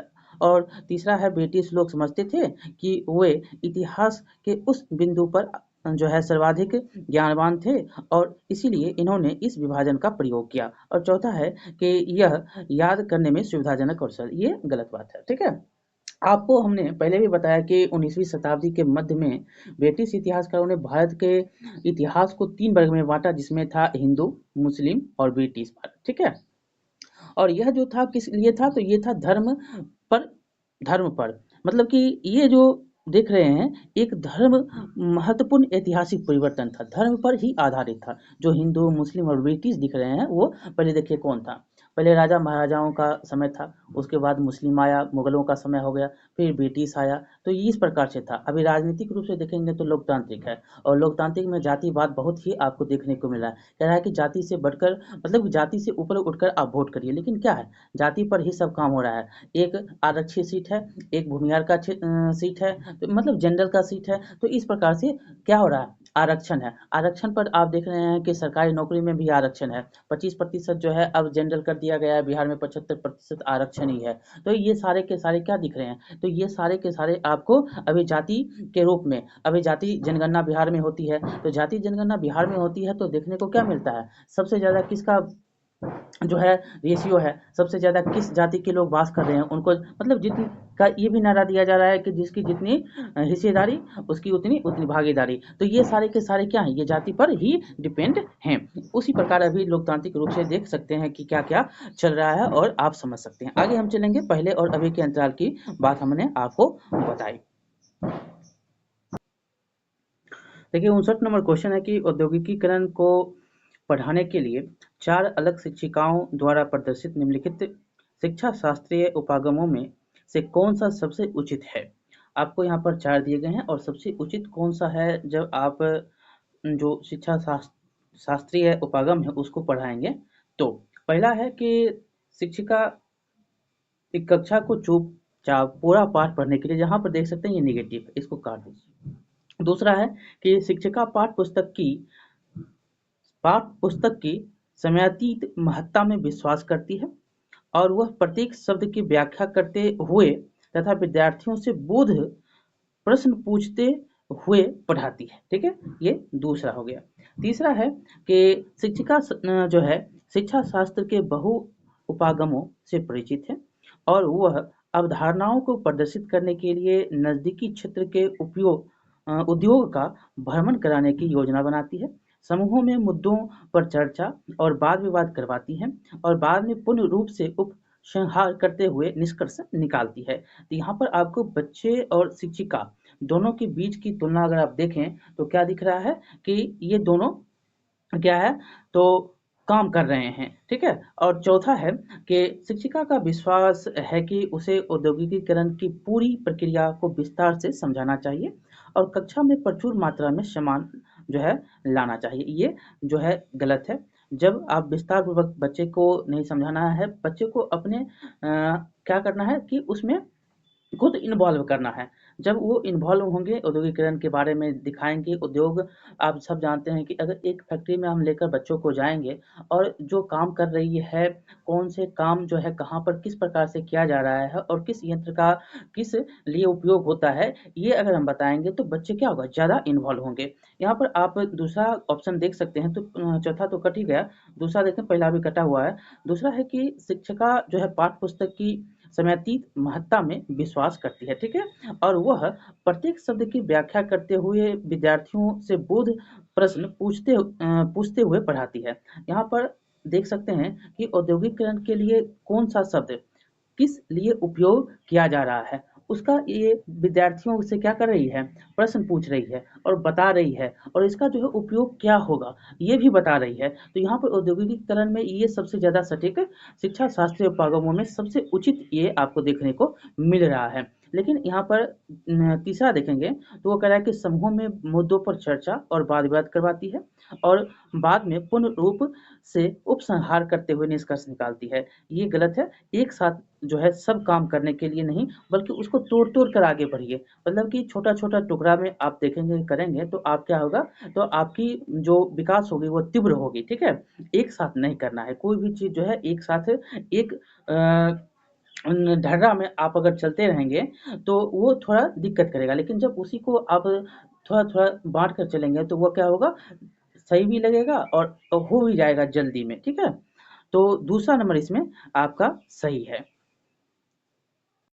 यहाँ पर 60 नंबर क्वेश्चन देखेंगे तो नील की खेती के 2 प्रमुख जो है मुख्य प्रणालियाँ क्या थी? तो एक नीच था और एक रैयत था। जो नीच था वो स्वयं की खेती में करता था और रैयत होता था जो भूमिहीन किसानों जो होते थे, भूमिहीन किसान वो ज़मींदारों की भूमि पर खेती किया करते थे, ठीक है? जो ज़मींदार होते थे जिनके पास खुद का ज़मीन होता था और उनमें जाकर खेती किया करते थे, तो ये जो है रैयती थे, ठीक है? रैयत मतलब बहुत ही सारे ज़मीन के खुद मालिक हुआ करते थे, ठीक है? और उस पर जाकर जो है लोग खेती किया करते थे। निज में स्वयं खेती किया करते थे, ठीक है? तो ए नंबर इसका सही हो जाएगा, 1 नंबर। अगला नंबर देखेंगे क्वेश्चन नंबर 60 और 61-62 है, अनुच्छेद आपको पढ़ना है। इसमें है कि सामाजिक मुद्दों सामाजिक विज्ञान के बारे में यह आम धारणा है कि यह एक अनुपयोगी विषय है। इसके परिणामस्वरूप निम्न स्वाभिमान कक्षा संपादन को प्रभावित करता है। इसकी विषय वस्तु को समझने में शिक्षक और विद्यार्थी दोनों में रुचि नहीं होती। विद्यालयी चरणों में के आरंभ से ही प्रायः विद्यार्थियों को यह सुझाव दिया जाता है कि प्राकृतिक विज्ञान सामाजिक विज्ञानों की अपेक्षा श्रेष्ठ है। आपको 61 नंबर अब इसमें इसी से ढूँढना है कि निम्नलिखित जो क्वेश्चन है इसमें 61 नंबर कि निम्नलिखित में से कौन-सा उपयुक्त सारांश के सार को सबसे बेहतर तरीके से संप्रेषित करता है। तो इसमें देखेंगे तो पहला है कि प्राकृतिक विज्ञानों को विद्यालयी पाठ्यचर्या में महत्व देने की आवश्यकता है। दूसरा है कि जो विद्यार्थी प्राकृतिक विज्ञानों में अच्छे समझे जाते हैं, उन्हें होशियार माना जाता है और तीसरा है कि चूँकि सामाजिक विज्ञान अनुपयोगी विषय हैं, इसीलिए वे प्राकृतिक विज्ञानों से हीन है और चौथा है कि जिस तरह के विद्यार्थियों को सामाजिक विज्ञान पढ़ाया जाता है, वह उन्हें सामाजिक विज्ञान को गंभीरता से लेने में उत्साही नहीं बनाता है। जिस प्रकार से आप पढ़ा रहे हैं, उस प्रकार से अगर उत्साही नहीं बनाएगा, तो वो क्या होगा, उसके लिए रुचिकर नहीं होंगे। आप देखेंगे कि जब आप किसी भी विद्यार्थियों को पढ़ा रहे हैं और उस पढ़ाते वक़्त जो है कोई विद्यार्थी अगर उस विषय में रुचि नहीं ले रहा है तो उसको क्रिएटिव मतलब कि क्रिएटिव तरीके से आप पढ़ाते हैं। आप अनेक अनेक प्रकार के जो हैं तरीके अपनाने की कोशिश करते हैं और बच्चों को इन्वॉल्व करने की भी कोशिश किया जाता है, ताकि वो बच्चे इन्वॉल्व हो उस पढ़ाई में जो उनके लिए क्या लग रहा है कि बोझ लग रहा है, उनको नहीं पढ़ने में मन लग रहा है। तो ये है और इसमें जो है सबसे सार्थक रूप देखेंगे विज्ञानों की अपेक्षा क्यों की जा रही है, तो यही कारण है कि जिस तरह के से विद्यार्थियों को सामाजिक विज्ञान पढ़ाया जाता है, वह उन्हें सामाजिक विज्ञान को गंभीरता से लेने में उत्साही नहीं बनाता है। ठीक है? आप उसके सामाजिक विज्ञान अगर आप पढ़ा रहे हैं तो पर्यावरण, आस-पास ये सब जो है रूप में पढ़ाइए। मतलब तुम्हारे आस-पास के जो पेड़-पौधे हैं, उसे भी आप पढ़ा सकते हैं कि समाज में किस प्रकार की जो है ग्रोथ हो रहे हैं, किस प्रकार से आप उसको समझ रहे हैं। आपके समाज में जो है जितने भी परिवार से भी रिलेटेड क्वेश्चन आपसे पूछे जा रहे हैं, तो परिवार में जितने भी सदस्य रह रहे हैं, उनसे आप क्या सीख रहे हैं? एक दूसरे को लिंक कर दीजिए। मतलब कि परिवार से लेकर समाज में, पर्यावरण से लेकर आप बाहरी दुनिया में, ये सब जो है आप अगर जोड़ते हैं तो वो क्या होता है, लिंक होता है। जैसे ही लिंक होगा बच्चे के दिमाग में क्या होगा, वो तुरंत जाएगा और वो समझेगा। ठीक है? चलिए अगला देखेंगे 62 नंबर क्वेश्चन कि अनुपयोगी विषय। अनुपयोगी विषय आप जानते हैं जो मतलब कोई काम नहीं, मतलब कि उसके लिए कोई मतलब कि नहीं उपयोग है। तो ये है क्या संदर्भ है इसका, क्या संदर्भ है अनुपयोगी से? तो अनुपयोगी मतलब होता है कि सामाजिक विज्ञान का अध्ययन करने से अच्छा पैसा देने वाली नौकरियों और भौतिक संपदा प्राप्त नहीं होगी। देखिए सामाजिक विज्ञान से आप अगर कोई विज्ञान लेते हैं तो उससे क्या होगा, तो नौकरी ना मिलेगी, ना भौतिक संपदा, मतलब कि जो भी आप चीज़ चाहे वह आपके लिए कोई भी सुखमय चीज़ होंगी, जो भी आपके निजी रूप से या आप कह सकते हैं कि आपका जो ज़रूरत का सामान है, वो नहीं मिल पाएगा, भौतिक सुख नहीं मिल पाएगा। टेबल, कुर्सी, सोफ़ा, बहुत सारी चीज़ हो सकते हैं। तो ये जो है आपको नहीं मिल रहे हैं, तो सामाजिक विज्ञान का अध्ययन कर रहे हैं तो। लेकिन आपको पता होगा सामाजिक विज्ञान अध्ययन करके ही आईएएस, आईपीएस, यूपीएससी का जो है एग्ज़ाम आप देते हैं। ठीक है? बहुत ही मुख्य भूमिका यही सामाजिक विज्ञान निभाता है। तो ये सब जो है यहाँ पर अनुपयोगी के संदर्भ में 1 नंबर ही सही है।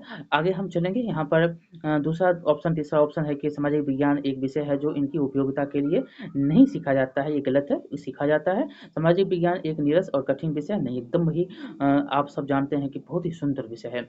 अब है 63 नंबर क्वेश्चन की कक्षा 8 है। कक्षा 8 में विद्यार्थियों को विविधता में एकता पढ़ा रहे हैं और आप विद्यार्थियों को प्रभावी तरीके से अवधारणा समझाने के लिए निम्नलिखित में से किस गतिविधि को करेंगे? 63 नंबर है तो इसमें देखेंगे सबसे बढ़िया जो गतिविधि होगा वो कौन होगा किसी भी चीज़ को समझाने के लिए प्रभावी रूप से विविधता में एकता को पढ़ा रहे हैं तो।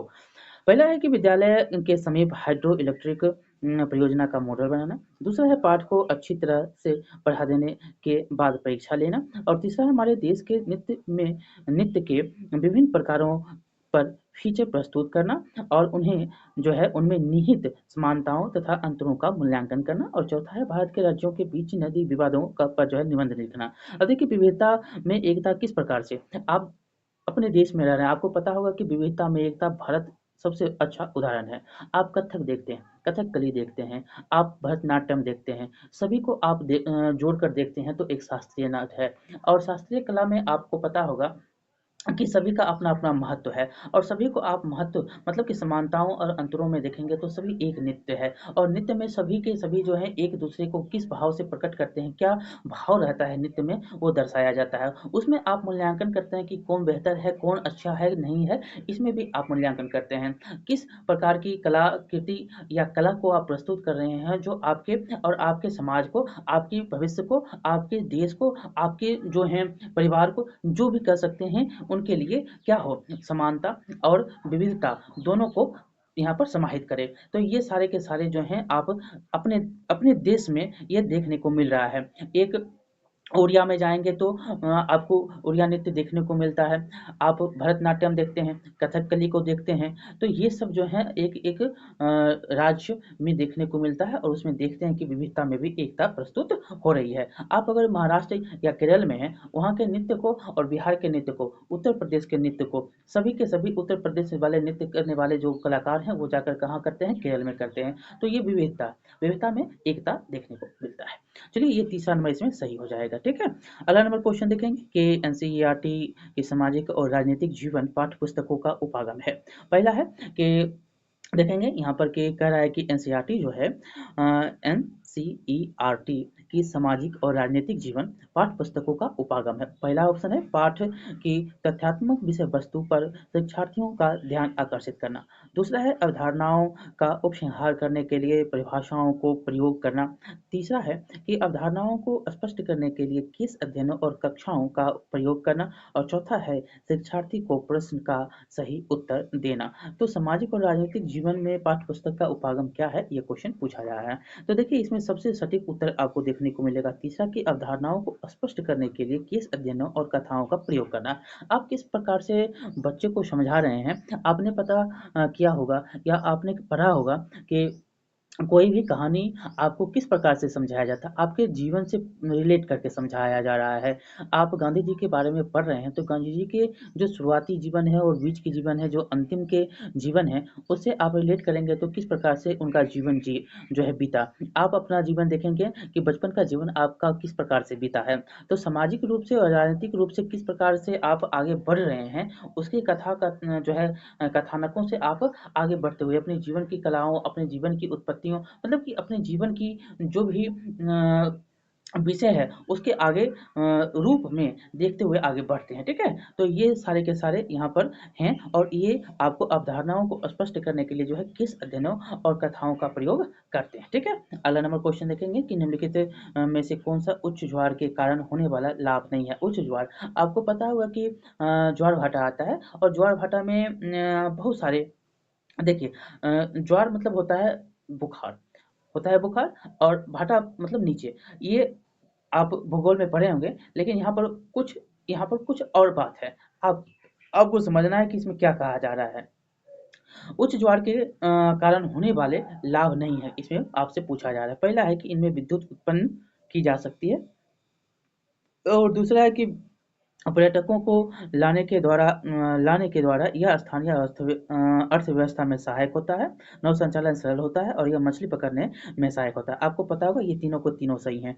आप ने देखा होगा कि हावड़ा में जो हुगली नदी है, हुगली नदी में देखने को मिल रहा होगा, मतलब कि पश्चिम बंगाल में हुगली नदी में जब ज्वार भाटा आता है तो जहाज का परिसंचालन जो है सुगम होता है। ठीक है, ज्वार होता है कि तुरंत गया और भाटा होता है आना। ज्वार मतलब जाना और भाटा मतलब आना। ज्वार मतलब होता है उठना और भाटा मतलब होता है नीचे जाना। तो ये आपको पता होगा कि नौ संचालन में ये सरल होता है, मछली पकड़ने में भी ये सरल होता है, पर्यटकों को भी लुभाता है। ठीक है, ये तीनों के तीनों हैं। ठीक है, तो और जो कह रहा है कि लाभ नहीं है, तो ये विद्युत उत्पन्न की जाती है। देखिए इससे विद्युत भी उत्पन्न करने की जो बात है वो चल रही है और ये होगा, और इससे विद्युत भी उत्पन्न किए जाएंगे। ठीक है, समुद्र का ज्वार पर्यटकों के लिए, नौका संचालन, मछली पकड़ने, इस सब के लिए लाभदायक है। ठीक है, तो हम यहाँ पर जो लाभ होगा वो तीन यहाँ पर हैं और विद्युत भी उत्पादित किए जाएंगे, अभी काम चल रहे हैं और ये भी काम होगा। बहुत सारी जगहों में जैसे केरल के तट में देखने को, उड़ीसा के तट में देखने को मिल रहा है कि विद्युत ज्वार भाटा से उत्पन्न किए जाएंगे। ठीक है, चलिए आगे यहाँ पर हम चलेंगे।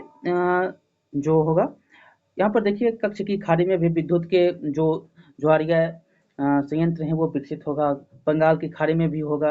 बहुत सारे जगहों पर ये काम चल रहे हैं और आगे बढ़ रहे हैं। ठीक है, सारे जो मिलते हैं, आप कह सकते हैं कि अगर कोई भी चीज़ आपको मिल रहा है और उसकी किस प्रकार से उपयोग करेंगे, ये वैज्ञानिक सोच। अभी आप चंद्रयान 3 जो कि दक्षिणी ध्रुव पर पहुंचा है तो असफलताओं से पार पाके वह पहुंच चुका है।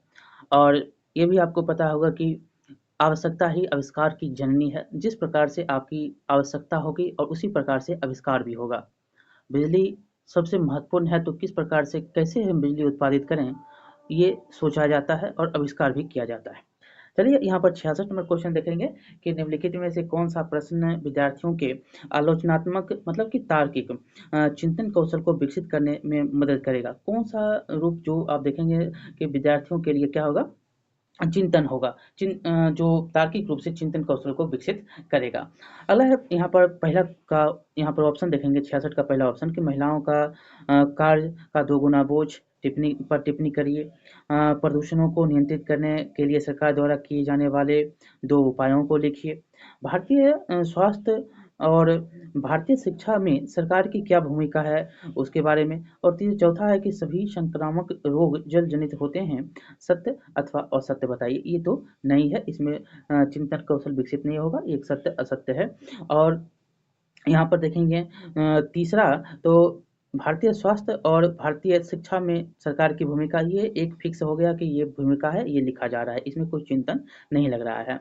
दूसरा है कि प्रदूषण को नियंत्रित करने के लिए सरकार द्वारा किए गए जाने वाले 2 उपाय, मात्र 2 उपाय है, ये एक फिक्स कर दिया है, इससे चिंतन विकसित नहीं होते हैं। महिलाओं का कार्य का दोगुना बोझ जो है उस पर टिप्पणी करने के लिए करा है। तो महिलाओं के जो कार्य हैं, आप जानते होंगे कि घर के काम भी महिलाएं करती हैं, और बाहर में अगर ड्यूटी कर रही है तो वो भी महिलाएं कर रही हैं, फिर आएगी ड्यूटी करके तो फिर महिलाएं ही करेंगी। ये तो घर के जो है दोगुना बोझ हो गए। तो इस पर टिप्पणी कर सकते हैं, किस प्रकार से आप जो है महिलाओं के बारे में लिख सकते हैं, और उनकी जो कठिनाइयाँ हैं, जो उनकी समस्याएँ हैं, उन पर किस प्रकार से प्रकाश डाल सकते हैं, ये लिखे जा सकते हैं, और यह कौशल जो है चिंतन करके आप प्राप्त कर सकते हैं। चिंतन कौशल इनको विकसित करेगा। अब देखिए, ये आपको अनुच्छेद है और 67-68 इसमें पढ़ के उत्तर देना है आपको, ठीक है? देखेंगे तो पहला आप पढ़ेंगे तो रश्मि जिन लोगों से पहली बार मिलती है, उनका जो है उनसे उनका उपनाम पूछने की उसकी आदत है। मतलब कि आप उनका नाम जानते हैं लेकिन उपनाम भी पूछ लेते हैं।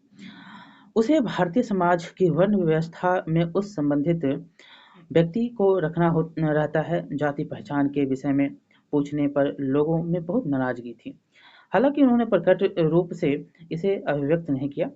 चीजें तब और जटिल हो जाती है जब वह भारत के किसी दूसरे हिस्से या क्षेत्र के व्यक्ति से मिलती है। यदि व्यक्ति अपना उपनाम भी बता देता, वह उसके जाति स्तर के विषय में पता नहीं लगा पाती। दुनिया को देखने का रश्मि का यह नजरिया उसके अनुसार उसके शिक्षण अधिगम संपादन प्रक्रिया को संपादित नहीं करता। वह कहती है कि वह कहती है कि यह उसके प्राथमिक समाजीकरण का एक हिस्सा है, और वह उस और जो है वह इसमें कुछ नहीं कर सकती। अब देखिए, यहाँ पर क्वेश्चन है कि रोष नाराजगी उचित है, क्योंकि शिक्षिका की अभिव्यक्ति क्या है? रोष जो मतलब कि आप रोष में आ रहे हैं, तो ये नाराजगी इसमें जो है उचित हो जाती है। इसमें शिक्षिका की क्या भूमिका हो सकती है? तो देखेंगे तो पहला ऑप्शन है कि विशुद्ध रूप से व्यक्तिगत प्रभावों पर आधारित। दूसरा है कि इसका जो है साफ संकेत है कि इसमें पैदा हुई रूढ़िवादिताएं गलत नहीं है। और तीसरा है सामाजिक, राजनीतिक और आर्थिक असमानताओं को जारी या कायम रखती है। और चौथा है समाजीकरण की आवश्यकताओं को उजागर करती है। तो इसमें जो शिक्षिका हैं, उनको क्या अभिव्यक्ति है? तो इनमें आप तीसरा नंबर देखेंगे कि सामाजिक, राजनीतिक और आर्थिक असमानताओं को जारी या कायम रखती है। ठीक है? रोष या नाराजगी उचित है, क्योंकि इसमें जो है सामाजिक रूप से, राजनीतिक रूप से असमानताओं को जारी रखना ही है यहाँ पर। तो ये हो गया तीसरा नंबर सही इसका। अगला है कि प्राथमिक समाजीकरण क्या है? प्राथमिक समाजीकरण होता है कि शुरुआती उम्र में परिवार और मित्रों को से सीखना। आप किस प्रकार से सीख रहे हैं कि परिवार में वो मेरा मित्र है, वो मेरा क्या है, सखा है, तो मतलब सखा को ही मित्र कहते हैं। तो ये हो गया, और वो मेरे क्या रिश्तेदार में रखते हैं, ये समाज आपको सिखाता है। और किस प्रकार से आप जी रहे हैं, किस प्रकार का आपका पर्यावरण है, किस प्रकार का समाज है, यही है। तो शुरुआती उम्र में परिवार और मित्रों से सीखना, यही प्राथमिक समाजीकरण है। ठीक है? अगला देखेंगे कि सामाजिक विज्ञान में निदानात्मक परीक्षण शिक्षक को क्या समझने में सहायता करेगा। आप निदान किस प्रकार से करेगा? देखिए, सामाजिक जो विज्ञान में निदानात्मक परीक्षण शिक्षक को सामाजिक विज्ञान में विद्यार्थियों द्वारा सीखने संबंधित कठिनाइयों को समझने में मदद करेगा। और क्योंकि इसमें देखेंगे तो निदानात्मक परीक्षण एक ऐसा परीक्षण या मूल्यांकन है जिससे किसी प्रकार के निदान हेतु प्रयुक्त किया जाता है। ठीक है? तो आप इसमें ऑप्शन में देखेंगे तो सामाजिक विज्ञान में विद्यार्थियों सीखने संबंधी किन कठिनाइयों का सामना कर रहा है, और ये बहुत ही सटीक उत्तर है कि मतलब सामाजिक विज्ञान में आप देखेंगे विद्यार्थी किस प्रकार से सीखने में उसकी कठिनाइयाँ हो रही है, उससे आप पता लग जाएगा और उसके बाद जो है उसका निदान आप करेंगे। पुनरावृत्ति पर जो है किस प्रकार विद्यार्थियों की सहायता करती है, उसके विद्यार्थियों कितने बुद्धिमान हैं, ये सारे के सारे गलत हैं, सही आपको उत्तर मिल गया है तो आगे बढ़ जाएँगे।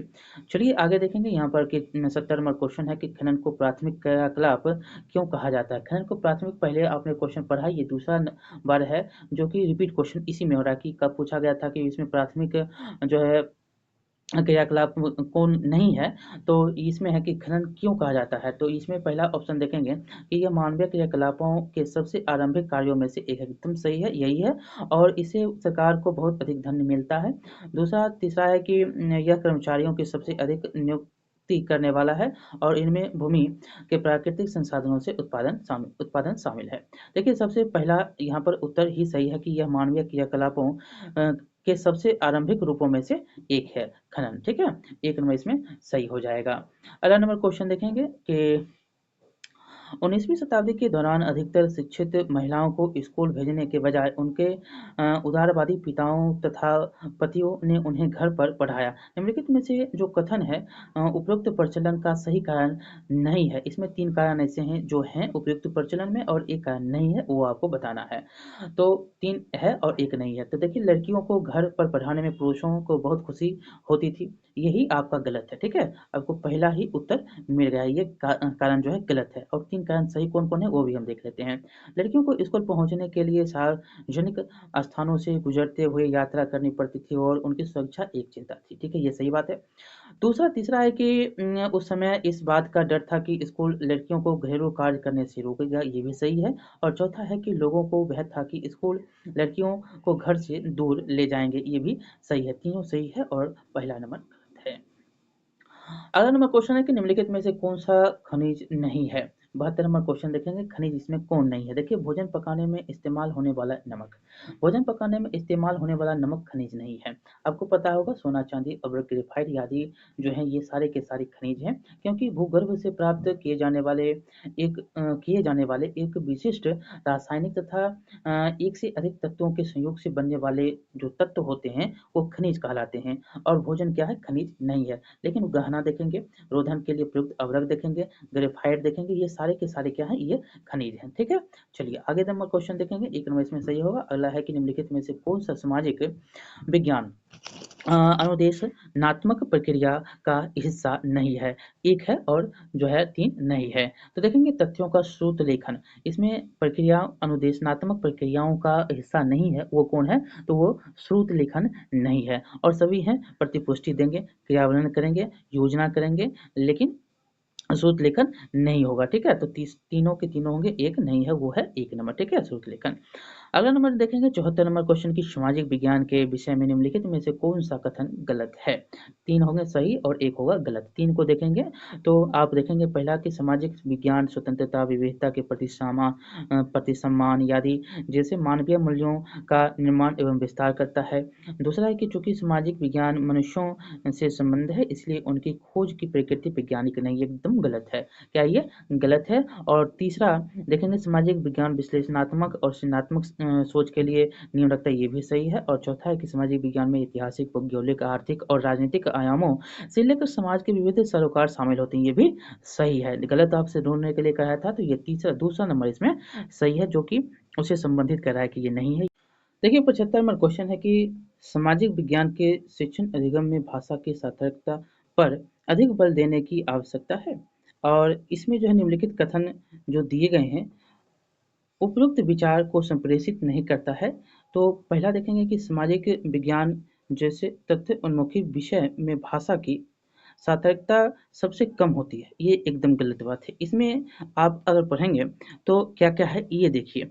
यह है कि सामाजिक विज्ञान की शिक्षण अधिगम प्रक्रिया के प्रति केवल भाषा शिक्षक ही न्याय कर सकता है। जो आप भाषा की समझ रखते हैं मतलब कि आपको समझाना है तो हम पहले देखेंगे कि कौन सा शब्द किस भाव से कहा जा रहा है, वो शब्द जो है क्या कह रहा है, इसको हम देखेंगे। वो सही अर्थ उसका निकल रहा है या नहीं निकल रहा है। दूसरा है कि चूँकि भाषा महत्वपूर्ण है और सामाजिक विज्ञान और शिक्षक को सामाजिक विज्ञान की परीक्षाओं के अवबोधन, व्याकरण के प्रश्न, ये सब जो है शामिल करेंगे, ताकि एक शब्द के अनेक अर्थ भी होते हैं, एक शब्द के अनेक शब्द भी होते हैं, तो उन सभी की बातों को हम समझा सकें, समझ सकें, ये सब बात है।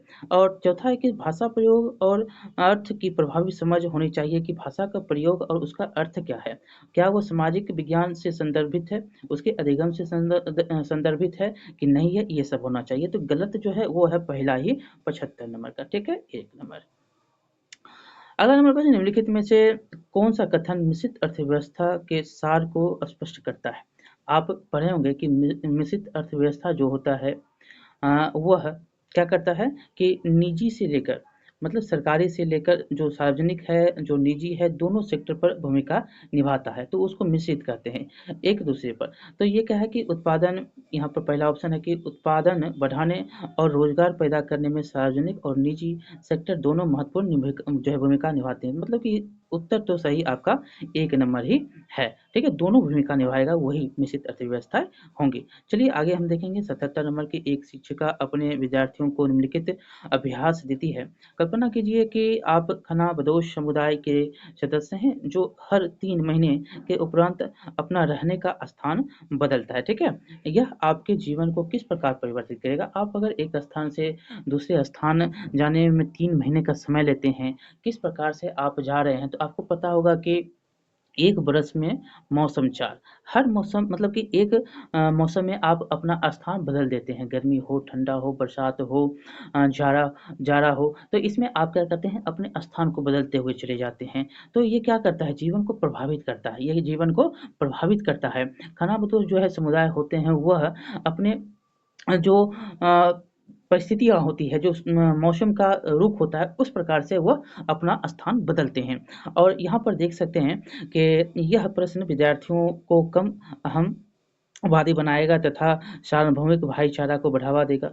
यह जो प्रश्न विद्यार्थियों पर बल देगा कि सामाजिक विज्ञान में मनन से ज़्यादा तथ्य महत्वपूर्ण है। और तीसरा है कि यह जो प्रश्न है विद्यार्थियों को इनमें शामिल अवधारणाओं को बेहतर रूप से समझने के लिए नई परिस्थितियों में स्वयं को रखने में सहायता करेगा। यही जो है उत्तर इसमें होगा। जो परिस्थिति है, किस परिस्थिति में लोग रहते हैं, किस परिस्थिति में आप अपना जीवन यापन करते हैं, वो महत्वपूर्ण स्थान होता है। तो तीसरा नंबर इसमें सही हो जाएगा। अगला क्वेश्चन है कि कक्षा में लैंगिक भूमिका के बारे में चर्चा करते हुए आप किस बात पर बल देंगे। लैंगिक भूमिका, ये बहुत ही महत्वपूर्ण है कि कक्षा में आप जो लैंगिक भूमिका पर चर्चा करेंगे, तो हम घरेलू कामों को, उत्पादन के कार्य को नहीं देखते हैं, ना ही देखने की ज़रूरत है। आप देखेंगे कि अगर महिलाएँ काम कर रही है, तो पुरुष को भी वहाँ पर अपना हाथ बटाना चाहिए। देखेंगे यहाँ पर कह रहा है कि आप किस बात पर बल देंगे। देखिए पहला ऑप्शन है कि चूँकि आगे जो है लड़के आगे जाकर अपने परिवार के लिए धन अर्जन करेंगे, अतः उन्हें जो है विद्यालय जाना चाहिए, ये गलत बात है।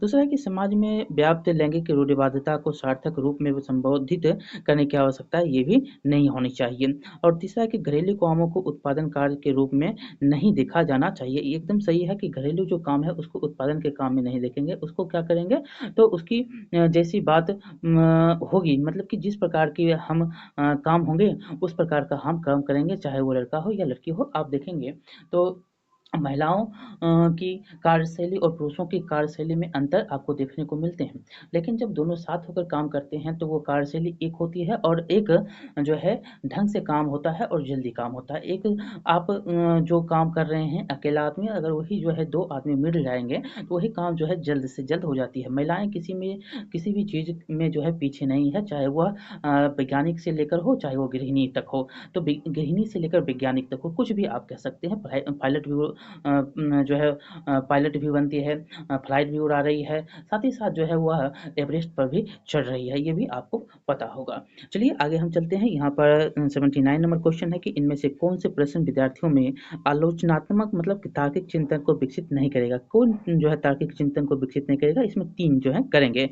यह है आपका मुक्त उत्तर वाला प्रश्न होना चाहिए, अन्वेषणात्मक प्रश्न होना चाहिए, अभिसारी प्रश्न होना चाहिए, बंद उत्तर वाले प्रश्न। बंद उत्तर वाले प्रश्न जो है ये तार्किक रूप से सही नहीं होता है। देखिए बंद मतलब कि एक आपको निश्चित जो है बिंदु दे दिया गया है, इसी में आपको सब कुछ करना है। लेकिन जब आप आपको मुक्त उत्तर वाले प्रश्न लिखना है, आप कुछ भी लिख सकते हैं। आप किस प्रकार से सोच सकते हैं, उस प्रकार का आप क्वेश्चन का आंसर देंगे। आप किस प्रकार से रिसर्च कर सकते हैं, आप किस प्रकार से जो है अपने आप को फैला सकते हैं, इस प्रकार का जो है विद्यार्थियों का चिंतन जो है इस प्रकार से बढ़ता है। ठीक है, चलिए आगे हम देखेंगे। 80 नंबर क्वेश्चन है कि अपने यह पृथ्वी के विषय में निम्नलिखित में से क्या नहीं कहा जा सकता है? पृथ्वी के बारे में क्या नहीं कर सकते हैं, ये बताया जा रहा है। आपको कहना है। देखिए ये है कि ये ध्रुवों के पास थोड़ी चपटी है, इनके इसके जो हैं बीच में उभार होता है, इसे नीला ग्रह कहा जाता है, इसमें नहीं है। तो ये सारे के सारे सही हैं। लेकिन एक है कि यह पूर्णतः गोल है। जैसे यहाँ पर चपटी है तो पूर्णतः गोल नहीं हो सकता है, तो ये क्या है? ये गलत है। 4 नंबर। ठीक है, अगला नंबर क्वेश्चन देखेंगे। देखिए 81 नंबर क्वेश्चन है कि निम्नलिखित में से कौन सी स्थल मंडल की विशेषता नहीं है? पहला कि स्थल आकृतियां महासागर की सतह पर पाई जाती है, और दूसरा है कि इस मंडल में खनिज संपदा भी पाई जाती है। तीसरा है कि पहाड़, पठार, घाटियां मिलकर स्थल मंडल का निर्माण करती है। ये तीनों के तीनों क्या हैं? सही हैं। और चौथा है कि पृथ्वी पर जो है पृथ्वी 97% जल स्थल मंडल में पाया जाता है। ये गलत है। इसमें 71% जो है भाग स्थलमंडल और 29% भाग जो है, सॉरी, 71% भाग जो है जलमंडल और 29% भाग जो है स्थलमंडल होते हैं, इसलिए 4 नंबर गलत है। अगला नंबर क्वेश्चन देखेंगे कि हालांकि भारत ने स्वतंत्र होने के बाद सार्वभौम वयस्क मताधिकार की प्रक्रिया का चयन किया, कुछ मानदंडों के आधार पर कुछ संप्रभु राष्ट्रों में इसे रोक लिया गया। निम्नलिखित में से कौन सा उन मानदंडों में से नहीं है? 3 होंगे, एक नहीं होगा। वो कौन है? तो है धर्म, लिंग, शिक्षा। कौन नहीं है? वो है संपत्ति। संपत्ति इसमें नहीं है। संपत्ति जो है सार्वभौम वयस्क मताधिकार की प्रक्रिया का मानदंड नहीं है। लिंग क्या, धर्म क्या, शिक्षा कितना, ये है। ठीक है, अगला देखेंगे। यहाँ पर 83 नंबर क्वेश्चन है कि महासागर का जल तालाब और झील के शांत जल के विपरीत लगातार गतिमान रहता है। निम्नलिखित में से कौन सा जल का प्रवाह या गति नहीं है? तो देखेंगे जल चक्र, ज्वारभाटा, धाराएं और तरंगे। तो इसमें कौन नहीं है? तो वो है जल चक्र। ठीक है, जल चक्र में आपको पता होगा कि बारिश हो रही है, फिर जो है धूप उग रहा है, तो धूप के साथ साथ जो है संवहन की क्रियाएं हो रही है, फिर ऊपर जा रहा है तो क्या हो रहा है? संवहन की क्रियाएं होने के साथ मतलब कि जल जो है वाष्प के रूप में फिर संघनन हो रहा है, तो संघनन से फिर बारिश हो रही है, तो ये प्रक्रिया चल रही है, तो ये जल चक्र की प्रक्रियाएं होती है। ठीक है, तो जल चक्र की प्रक्रिया में आपको क्या दिखने को नहीं मिल रहा है? तो वो दिखने जल की जो है लगातार प्रवाह की गति है वो नहीं है। तो ये है ज्वारभाटा में, धाराएं में और तरंगे में, ये महासागर की बात हो रही है। ठीक है, चलिए आगे हम देखेंगे यहाँ पर कि मौखिक इतिहास को लिखने के लिए निम्नलिखित में से कौन सी स्रोत सामग्री नहीं है? इसमें भी आपको पॉजिटिव नहीं बल्कि निगेटिव आपको खोजना है। तो इसमें पहला है कि सैन्य विद्रोह के बारे में एक ब्रिटिश सैनिक का मौखिक वर्णन, और दूसरा है कि उस व्यक्ति की स्मृतियाँ जो विभाजन के समय भारत से पाकिस्तान गया था, और तीसरा है कि एक विद्वान जो वर्तमान शिक्षा व्यवस्था पर बात करता है, और चौथा है उन व्यक्तियों की घटना वृत्तांत जिन्होंने भारत छोड़ो आंदोलन में हिस्सा लिया था। तो इसमें उत्तर देखेंगे तो उत्तर में आपको एक विद्वान जो वर्तमान शिक्षा व्यवस्था की बात कर रहा है उसके बारे में आपको जो है ये सामग्री नहीं है मौखिक इतिहास के रूप में। ठीक है, तो तीसरा नंबर इसमें सही हो जाएगा। अगला नंबर क्वेश्चन देखेंगे 85 नंबर के। देखिए 85 नंबर क्वेश्चन है कि बच्चों के साथ गतिविधियां केवल तभी प्रभावी होती है जब जब इसमें उत्तर जो होगा वो होगा तीसरा, कि उसका जो है विश्वास है कि गतिविधि आधारित शिक्षा बच्चों को रोग अवधारणा समझने में मदद करता है। ठीक है, और ये 3 के 3 नहीं है। अगला देखेंगे यहाँ पर 86 नंबर के माध्यमिक विद्यालयों में सामाजिक विज्ञान पढ़ाने के संदर्भ में कौन सा कथन सर्वाधिक अनुचित है? इसमें आपको सही बताना है कौन सा सर्वाधिक अनुचित है।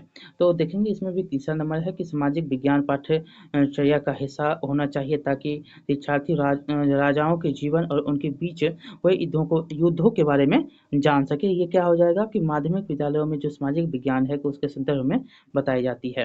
ठीक है, अगला नंबर क्वेश्चन देखेंगे यहाँ पर कि स्वतंत्रता के तुरंत बाद भारत द्वारा निम्नलिखित में से किस समस्या का सामना नहीं किया गया? किसके जो समस्याएं थी उसकी सामना नहीं किए गए? तो ये था समस्या, ये बहुत ही सुंदर है, क्वेश्चन बार बार रिपीट हुआ है कि भारत पाकिस्तान और ग्रेट ब्रिटेन में समान रूप से संपदा और कर्ज का बंटवारा ये जो है समान रूप से नहीं किया गया। समस्या का समाधान, ठीक है, समस्या का सामना नहीं किया गया। आर्थिक हुआ पाकिस्तान के आने वाले शरणार्थी का था और राजाओं द्वारा जो शासित राज्य था भारतीय संघ में सम्मिलित करने का प्रयास, ये सारे के सारे हुए थे। अगला नंबर 88 नंबर क्वेश्चन के नीचे दिए गए प्रश्न पाठ के अंत में आओ चर्चा करें शीर्षक के अंतर्गत किया गया है।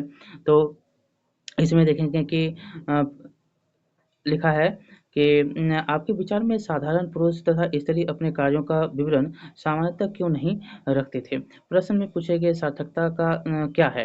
तो आप सार्थकता देखेंगे तो पहला है कि साधारण स्त्री पुरुष साधारण जीवन जीते हैं, उनके पास कुछ ऐसा महान या महत्वपूर्ण सार्थक नहीं था जिसके विषय में वे लिखते। दूसरा है कि यह अच्छा है कि चर्चा प्रारंभ की जाए और विद्यार्थी अपने तर्क प्रस्तुत करें। बहुत ही सटीक उत्तर है, ये है दूसरा नंबर, ठीक है, दूसरा आपको उत्तर मिल गया जहाँ पर विद्यार्थी इन्वॉल्व हैं।